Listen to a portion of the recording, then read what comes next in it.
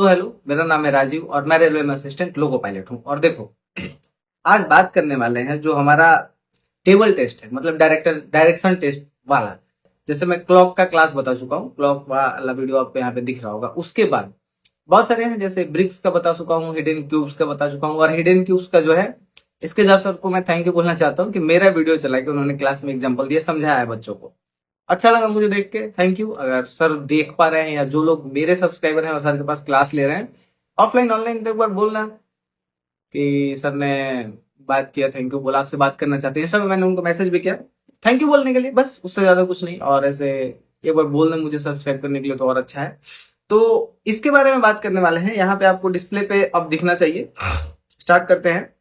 हाँ, तो अब यहाँ पे मैं साइड में छोटा सा दिख रहा हूँ और यहाँ पे है। तो ये हमारा कॉलम है और इसमें ऐसा कोई ट्रिक नहीं है, क्योंकि ये मुझे सबसे आसान लगता है, लेकिन मेरे टाइम पे नहीं आया था। इसमें बस एक चीज ध्यान रखना है कि जो स्तंभ 1, स्तंभ 2, स्तंभ 3, स्तंभ 4 दिया हुआ है, स्तंभ खड़ा वाला, पंक्ति लेटा हुआ, बस। इसमें और कोई ट्रिक नहीं है। क्वेश्चंस बहुत आसान होते हैं, बहुत इजीली बनते हैं।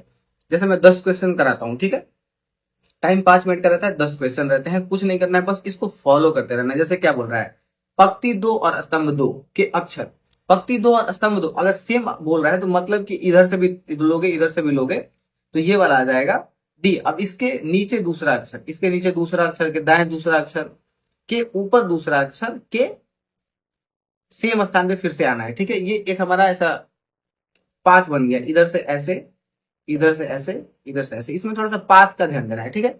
इधर से ऐसे। अब इसमें क्या बोल रहा है, बताइए कि इस रास्ते में सबसे अधिक बार कौन सा अक्षर आता है। तो देखो, इसमें डी सबसे अधिक बार आ रहा है, 1 बार, 2 बार, 3 बार, 4 बार, बाकी कोई नहीं आ रहा। इसमें सी नहीं होगा क्योंकि जो रास्ता है ये ऐसे ही है। तो आंसर इसका डी हो जाएगा। बहुत इजी है ये सारे क्वेश्चंस, इसमें बहुत ज्यादा टफ सवाल नहीं पूछे जाते हैं। 10 क्वेश्चन है, मैं 10 सॉल्व करा के दिखाता हूँ क्या होता है इसमें, ठीक है। आप देखो इसमें क्या बोल रहा है कि पंक्ति ए से सीधे चलते हुए अंतिम अक्षर तक जाना है। जैसे पंक्ति ए है, ये है हमारा पंक्ति ए, एक से सीधे चलते हुए अंतिम अक्षर तक जाना है, फिर उसके बाद उसके नीचे आना है, फिर इधर आना है, फिर ठीक वो अक्षर के नीचे पंक्ति 3 पे दाईं ओर अंतिम अक्षर तक जाना है, और इसी तरह से चलते हुए आपको पंक्ति 5 तक अंतिम अक्षर तक पहुंचना है, ठीक है। ये हमारा पाथ हो गया, मतलब इधर से ऐसे, इधर से ऐसे, इधर से ऐसे। इस क्वेश्चन में आपको थोड़ा सा पाथ याद रखना है, ठीक है। पाथ याद रखोगे तो मैं बताता हूँ क्या होगा, क्योंकि इसमें सवाल पूछा है कि ऐसा कौन सा अक्षर है जो पहले 5 बार आया है। पहले 5 बार कहने का मतलब, देखो इधर से चल रहे हो तो इस रो में देखो तो 2 बार ई आया है और 2 बार ए आया है, ठीक है। इसमें देखो 3 बार डी आ गया, 2 बार बी आ गया। फिर इसमें आओगे तो यहाँ पे भी ये बी है 2 बार, मतलब 4 बार अभी तक बी आ गया, और सी भी आ गया 4 बार, डी आया है 3 बार। अगर हम यहाँ से चलना स्टार्ट करते हैं इधर, क्योंकि ये पाथ है, ये पाथ है, तो पहले आ जा रहा है हमारा बी। पहले कौन सा आ रहा है भाई, तो हमारा आ जा रहा है ये पहले, इस लाइन में यहाँ पे पहले आ जा रहा है बी। अगर यहीं पे सी होता तो आंसर हमारा क्या हो जाना चाहिए था, सी, लेकिन सी नहीं है यहाँ पे ए है, ठीक है। तो पहले बी आ जा रहा है, तो पहले 5 बार आ जा रहा है बी, इसलिए आंसर हमारा हो जाएगा बी। बस यही है, सिंपल चीजें हैं इसमें, बहुत ज्यादा टफ सवाल इसमें बन भी नहीं सकते और बनाता भी नहीं आप। अच्छा देखो, नेक्स्ट क्वेश्चन पे आने से पहले एक हमारे पास टेक्स्ट बुक ऐप है जो कि काफी अच्छा प्रैक्टिस सेट देता है, और सारे एग्जाम का, इंडिया में ऐसे एक एग्जाम का नहीं, बहुत सारे एग्जाम का प्रैक्टिस सेट देता है। रेलवे में एनटीपीसी का जैसे अभी चल रहा है तो इनका सेल चल रहा है। फ्री टेस्ट भी मिलते हैं लाइव टेस्ट लगाने के लिए। एएलपी का भी मिल रहा है, एएलपी का भी वैकेंसी आया हुआ है। SSC, Bihar police, UP police, सारे इंडिया में ऑलमोस्ट सारे अवेलेबल एग्जाम का इस पे सेट है। तो जाके अगर आप लगाते हो तो लगभग 8-10 लाख लड़के तो इस पे देते ही हैं सेट। तो उसका कट ऑफ आपको पता चलेगा वहां से, मतलब कि जो लोग देंगे उसमें आपको पता चलेगा कि अच्छा मैं इतने लड़कों में यहाँ पे हूं तो अभी और बूस्ट करने का जरूरत है। अगर अच्छा स्कोर आ रहा है तो थोड़ा सा कॉन्फिडेंस बढ़ेगा कि चलो और थोड़ा सा पढ़ूंगा तो हो जाएगा। तो सेट लगाना एक बहुत बढ़िया स्ट्रेटेजी होता है, तो आप टेक्स्ट बुक पे जाके सेट लगा सकते हो। और सबसे मेन चीज, जैसे इनका अभी ये प्रीमियर लीग का सेल चल रहा है टेक्स्ट बुक का, ठीक है। इसमें आपको 28 से 31 मई तक प्राइस ड्रॉप देखने मिलेगा। और अभी जो इनका ईयरली पास प्रो है वो 307 रुपए, काफी सस्ता है। और ईयरली पास प्रो मैक्स जो है वो 395 रुपए का मिल जाएगा। और मेरा कोड PRVV अगर यूज करोगे तो 12% का आपको इंस्टेंट डिस्काउंट मिलेगा, ठीक है। तो टेक्स्ट बुक अच्छा है प्लेटफॉर्म में सेट लगाने के लिए, जाके आप ले सकते हो, लिंक डिस्क्रिप्शन में मैं दे दूंगा, ठीक ना। अब इसमें देखो क्या बोल रहा है कि दोनों विकर्णों को अगर आपस में बदल दीजिए, दोनों विकर्ण अगर बोल रहा है तो हम पंक्ति से लेंगे, इसको यहां से लेंगे, इसको यहां से लेंगे, ठीक है। दोनों विकर्णों को अगर आपस में बदल दिया जाए तो स्तंभ 5 के सबसे नीचे वाला अक्षर कौन सा होगा? अब देखो इस वाले विकर्ण को, मतलब ये जो पोर्शन है ये वाला हमारा ये वाला है, तो इसको उठा के बस यहां लगा देना है, और ये वाला जो पहले से था उसको ऐसे कर देना है। तो अगर हम लोग करते भी तो यहाँ पे भी ए है, यहाँ पे भी ए है, तो चेंज भी करोगे तो ए ही आएगा आंसर में। अब मान लो कि अगर यहाँ पे रहता ए की जगह पे डी, तो इसको उठा के हम लोग यहाँ डालते तो आंसर क्या हो जाता है हमारा डी, लेकिन दोनों जगह पे ए है, लक अच्छा है, क्वेश्चन इजी है, इसलिए ए ही आंसर हो जाएगा। ठीक है, चौथे सवाल पे अगर हम लोग आते हैं तो चौथे सवाल में नॉर्मल है, ये थोड़ा सा एक कैच है कि देखो पंक्ति 3 और पंक्ति 5 को आपस में बदल दिया जाए, मतलब पंक्ति 3 ये है, पंक्ति 5 ये है, तो इसको उठा के यहां रख देना है और इसको उठा के यहां रख देना है।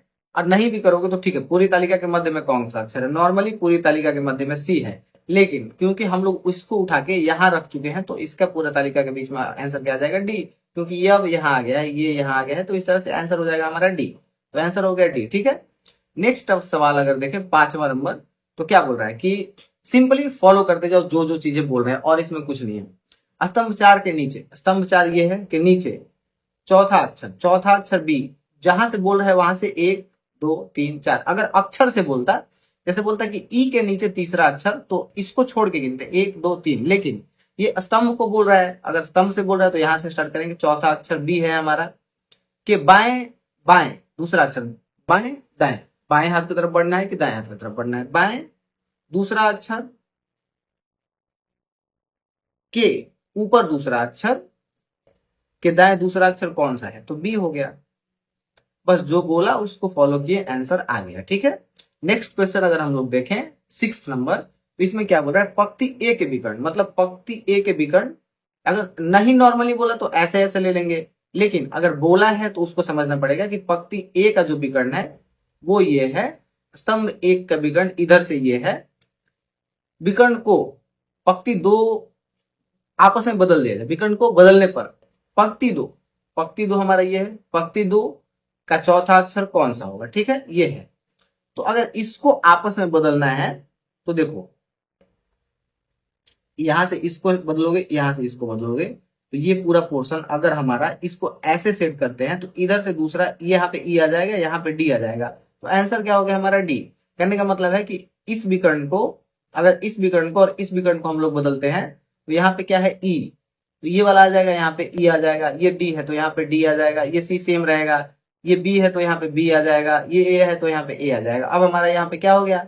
आंसर हो गया डी, क्योंकि डी चेंज हुआ था। ठीक है, बस बदलना ही है, इसमें और कुछ नहीं है। 7वां नंबर क्वेश्चन अगर बोले, पूरे तालिका में बी अक्षर स्तंभ 4 में अधिक बार आया है, मतलब कहने का मतलब जो बी अक्षर है उसमें सबसे स्तंभ में बी 2 बार आया है, बाकी सब में एक एक बार है। ठीक है, तो बी अक्षर किस स्तंभ में नहीं है? सिंपल क्वेश्चन है ना, हमको दिख रहा है कि स्तंभ 3 में नहीं है। अब इसमें थोड़ा सा 2 चीजें हैं, यहां से यहां तक का लाइन अगर हम लोग काट भी दें तो ये क्वेश्चन सॉल्व हो जाएगा, आपका टाइम वेस्ट करने के लिए दिया हुआ है। ठीक है, दूसरा चीज, एक और चीज कि इसमें देखो स्तंभ 1 2 3 4 5 है, लेकिन ऑप्शन में तो एबीसीडी है, तो ए को 1 मानेंगे, बी को 2 मानेंगे, सी को 3 मानेंगे, उस तरह से सी को टिक करेंगे। ठीक है, नेक्स्ट सवाल अगर 8वां नंबर क्वेश्चन हम लोग देखते हैं, तो देखो पंक्ति 2 और पंक्ति 4 को अदला बदली करने पे, ठीक है, अदला बदली हम लोग बाद में करेंगे। ठीक है, पहले क्वेश्चन क्या बोल रहा है? पंक्ति 2 के बाएं से तीसरा अक्षर कौन सा होगा? पंक्ति 2 के बाएं से तीसरा अक्षर हमारा नॉर्मली डी होने वाला है। ठीक है,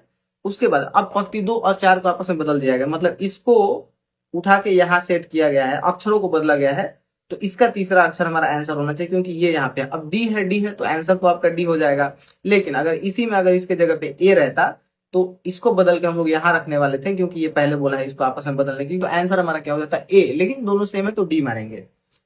मैं बस एग्जाम्पल के लिए समझाया। ठीक है, 9th क्वेश्चन, पंक्ति देखो जो बोल रहा है उसको फॉलो करो, आराम से हो जाएगा। जैसे पंक्ति 2 के बाएं से, पंक्ति 2 के बाएं, बाया ये हो गया, दाया ये हो गया, पंक्ति 2 के बाएं से सीधी शुरू करते हुए तीसरे अक्षर तक पहुंचे। अब नीचे की ओर तीसरे अक्षर तक पहुंचे, उस अक्षर के दाएं दूसरा अक्षर कौन सा है? दाएं दूसरा अक्षर ए है। भाई जो बोला उसको फॉलो करो, आपका आंसर आएगा। इससे टफ, इसमें टफ क्वेश्चंस कुछ ज्यादा नहीं है। देखो स्तंभ ए से सीधे चलकर, स्तंभ ए से सीधे चलकर